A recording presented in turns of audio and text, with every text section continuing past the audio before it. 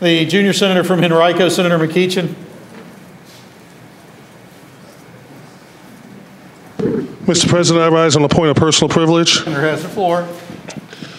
Mr. President, members of the Senate, it seems that every 100 years or so, we are bound and determined to be engaged in a battle for civil rights. You know, over 100 years ago, there was a Voting Rights Act passed in the 1860s, a Civil Rights Act passed in the 1860s, and then a court case came down, Plessy versus Ferguson. Separate but equals made the law of the land, and what followed from that was 100 years of a civil rights struggle, 100 years of Jim Crow laws, 100 years of setbacks in the fight for civil rights. And it's ironic because that was the turn of the last century.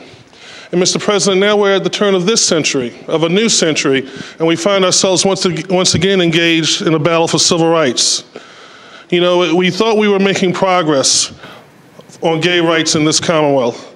We had two administrations, Governor Warner and Governor Kane, that included in their non-discrimination orders sexual orientation.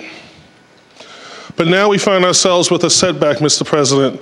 There have been efforts in this legislature to pass legislation accomplishing that act. Our governor has now seen fit, as he has put into his executive order, to leave out the notion of sexual orientation. And then we were hit by our latest blow, Mr. President. Our Attorney General has decided to give advice to our colleges and universities that they may practice discrimination, that they may discriminate against those of a certain sexual orientation. Mr. President, I've heard it said many times that the struggle continues, but indeed it continues today for us. There are many people around the Commonwealth who have been disappointed by our actions here of late, and there have been many who are frightfully disappointed by the actions of the Attorney General that occurred over this weekend. But make no mistake about it, Mr. President, we are moving backwards. Virginia today is less hospitable than it was before the last election cycle. Mr. President, much was said about my party talking about the thesis. We were blamed for bringing up social issues. We were blamed for focusing on that issue.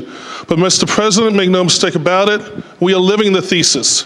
We are being governed by the thesis. The thesis now has form. The thesis now has a body. The thesis is now a reality in Virginia. The struggle continues, Mr. President. Thank you. Thank you, Senator.